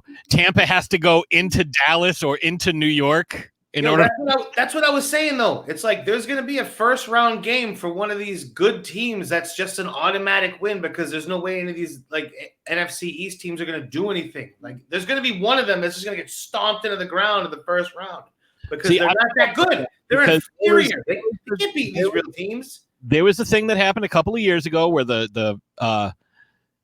it was a little longer than that. The Seahawks got in at 7-9, and they hosted the Saints, and they fucking throttled them. Why? I don't know. Marshawn Lynch went off that game and ran all over them. But there was no way that a 7-9 team should. No, they shouldn't have. Plus, there was some special teams plays involved. Oh, okay. But yeah, there's no way that team should win. I think that was a couple bounces though. That wasn't like skill on skill. The reason they lost that. Skinny on. These teams though, these NFC East teams are shit. They're bad. I'm just saying it happens. Washington's got a decent defense, but no quarterback. Really good defense. They haven't had a good defense in a few weeks. They had a few good games, but they haven't been that good. The last Chase few Young weeks. and shit on the defensive line are filthy, dude. What are you talking about? All right. I'm talking about they haven't been that good the last few weeks. Is what I'm talking about. Great defense, though. Not the last few weeks. They're not a great defense. Yes, they are. If they were a great defense, they won more games than they have. Only reason why they're good. They're a subpar. Should not even. The only reason they won the games they have is because of their defense, dude. What are you talking about? They're not that great. I'm not saying they're best in the NFL, but they have a good defense, dude. You said great. No, you said great. They do have great defensive linemen defense on defense. They do. It's not a great defense. I think they do. It's not debatable. No, I think they do. All right. So let's get into our picks. Dan, we'll start with you. Dolphins at Bills. Bills. It's an easy one. I also will go with the Bills because they're going to be playing for the number 2 seed. I hope so. And I would love to see. That's the thing with the AFC. Playing for shit, they're going to dominate. You never know. You have no idea because the Bills are going to be that good. They're that good. They'll be fine. And they're going to be hosting a 10-6 or 11 and they're going to be hosting an 11-5 team. Bills are great. I don't care. Like, that's nuts. Raisins at Bengals. Second half. I'm going with the Bengals in this game. I think the Bengals play spoiler and they beat the Raisins. Raisins. Dan? I said Raisins. I didn't hear you say that. I didn't hear you say it. I said Raisins. He said it because I think he was waiting on me. But I said it first. Another important game. Steelers at Browns. BROWNS. Yeah, Mason Rudolph starting. Yeah, Steelers are going to win that game. As long as the Browns have their guys back from COVID, which they will, they'll be fine. They're going to dominate that game. Fuck the Steelers. Those pussies. I'm going to go with the Browns as well. I think they're just going to want it more. I really fucking hope so. They're going to play spoiler a little bit because they can stop the Steelers from getting the number 2 seed. They can also get in themselves. They need to make sure they get in themselves. So, I mean, they're probably going to get in. Probably, but they have a really good chance. But they need to. If they win, they're pretty much guaranteed to get in. So, I mean, the Browns. Let's see, what is. Colts have 10 wins. Titans have 10 wins. They're all around this, like you said earlier. I think the Ravens are 9 or 10 wins. So if they beat the Steelers or the Titans lose, and the Raisins, Colts, and Dolphins all win. So they're they have a good chance. Yeah, they have a good chance. Probably no, that's not a good chance. If they all win, yeah, I think those teams are going to win. They need the Titans if they don't beat the Steelers. So say they lose. If they lose, if they win, they're pretty much in. Is what I was saying. If they win, they're in. But if they lose, the Titans have to lose. The Raisins have to win. The Colts have to win, and the Dolphins all have to win. Yeah, that's tough. They'll win though with Mason Rudolph starting. So before we get to number one. So, Dan, who you got in that game? Say it again. I was quipping. Browns. Steelers and Browns. No, I said Steelers already. He did say Steelers. Why is nobody fucking listening to me? I heard him say that, but I didn't care about what he Vikings said. at Lions. Lions. I'm going to go Vikings. I can barely Vikings just because Dan took the Lions because he loves Kirk Cousins. I'm over. Yeah, and hates Matt Stafford, but he picks the Lions to beat the Vikings. Ask me fucking why. I don't understand it. Can I say why? Yeah, say why. Oh, he's probably not going to play the whole game, if at all. Who? Matt Stafford. Yes, he will. No. Just because. Fuck that. That's why. No, Stafford. You know what? I saw a reasonable scenario in which Matt Stafford ends up in Dallas, Dak Prescott ends up in Las Vegas, and Derek Carr goes to the Lions. Yeah, Derek Carr's never heard from again. Matt Stafford goes on to the Hall of Fame, which he probably will. And I also think Dak Prescott has an unbelievable season. No, Dak Prescott's coming to the Pats. Dan said that Matt Stafford sucked the other day, and then I asked him, "Are going to either bring back Cam, get Jimmy Garoppolo, Cam will not be in New England next or year." I disagree. Dwayne Haskins. I would want them to get Jimmy. I think none of those options. I think you're completely wrong. And you know what? And how about this though? No matter which one of those that they opt with, even if it's none of those, if it's something else totally, completely other different than that, the plan has to still be to draft somebody. Draft 2 of them. Draft 3 of them. Draft a goddamn quarterback. Oh, so when he trades his first-round pick for 4 third-rounders and a bucket of Gatorade, and then takes a long snapper from Rutgers because he's a good gunner. You can get a quarterback out of the third round. There's some good quarterbacks this year, but they're all going to go first round. I'm not big on those guys. If you don't have a first-round pick, you ain't getting a QB. There's a lot of good QBs. They're going to be fucking Hoyer, Ryan Mallett, Kobe Brissett. Yeah. Those guys have panned out really well for the Patriots. I'm sorry. All right. So, speaking of Jets at Patriots. Hey, Jacoby Brissett's pretty good. Not for the Patriots, he's not. I just got him. Well, he was. He played 1 game.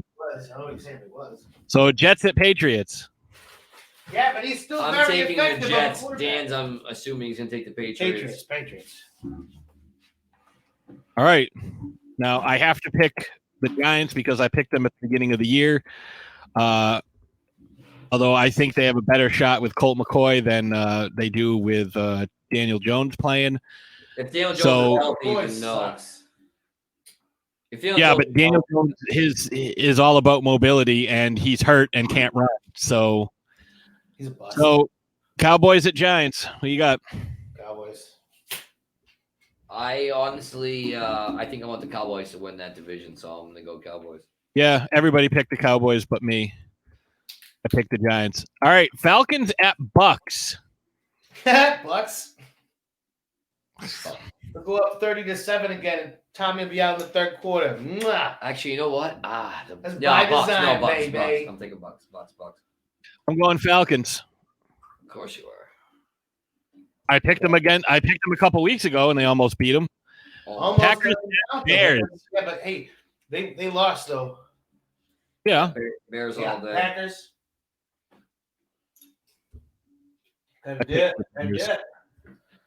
Raiders at Broncos. I'm going Raiders. I don't care. I'll take the Raiders in that game. And who you got? Broncos. You got to speak up. Like, for some reason, you're so quiet every time. Le Broncos, senor. Does anybody have any jumper cables?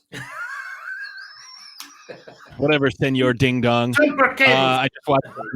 I love that. I love it. The stupid Chevy. That was really Jack good. Colts. Who? Colts. Oh my God, Colts. 1,000 times calls. There's that shitty the Brissett guy coming up again. Is going to be more productive for them. Oh, Again. He said he was shitty. You did. No, I said Sure did. Or they are. You shed it. He won a game I for the said Patriots. he didn't do anything for the Patriots. Yes, he did.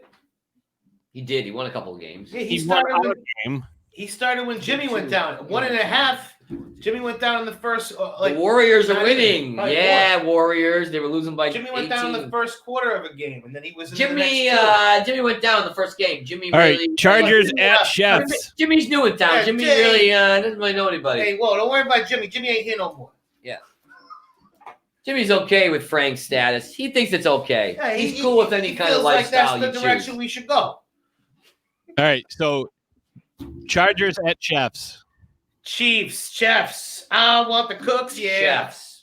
I want them as well. I'm gonna go with the Bolts because they're still gonna lose. The Chefs are resting half of their team. So Both want to lose. Cardinals. Yeah, but you know what it is? Those guys want the guys that are backups. Cardinals want to and play who? spoiler. Cardinals. Remember? Cardinals. No Cardinals. off. Seahawks at 49ers. I didn't even pick yet, but I'll take the Cardinals. I was gonna say you're gonna pick the Rams. Maybe. Seahawks at 49ers. Maybe I like Brian Winky. Okay. I'm gonna say the Hawks, and also the K that I made when I wrote Hawks kind of looks like a guy doing karate moves. Wait, So the that's pretty Hawks? Who? Seahawks against who? Yes. 49ers. I'm gonna take the Niners. Stupid pick. Fuck it. Hey, they could be out there playing spoiler. Oh, we got bingo. I don't know what a 9 looks like anymore. Saints at Panthers. Say, oh, Panthers. Panthers. Dave. Saints. I hate them, but Titans at Texans. Titans, baby. That's my pick. Celtics gonna lose tonight? Those bastards, dude. Hey, Titans or Texans? I'm gonna take the Texans. Spoiler. Too late for that D-Show. D-Show. And Washington at the Eagles. I'm gonna go Eagles. I'm gonna go Washington. Going Eagles because I want the Cowboys to win. You pick the Cowboys, that's gonna be devastating for the Cowboys. The wash. I was taking a personal tally of how many times you said play spoiler. Clippers are not gonna. Well, there's a lot of teams that can do it this week. Yeah, I know. We got to think about different ways to say play spoiler. Come through the back door. Well, anyway, we can think about that for next time because we're just about out of time. So, do you have a hot take, a prediction, or disagree with something we said? Let us know. Email us at TheLoudestSportsShow@gmail.com. You can follow us on social media, Twitter at Loudest_show, Instagram at LoudestSportsShow. Follow us on Throwdown Thursday podcast for all our super awesome stuff on YouTube. Like, share, subscribe, all that good stuff. We're going to be running some contests coming up in the new year, trying to get some folks involved, giving away some cool things. And I think that's about it. You guys have anything you want to add at the end? Dave, I'm still waiting for you to give me something interesting to bet against my Jarvis Landry helmet. I got something cooking in the pot, but yeah, I mean, It's waiting on the nude size. Hey. So It's you guys, Tuesday. It's Tuesday. You know what that means. yeah, time for bed. Whatever All it right. means for you. That being said, peace out. Oh, We're out of yeah. here.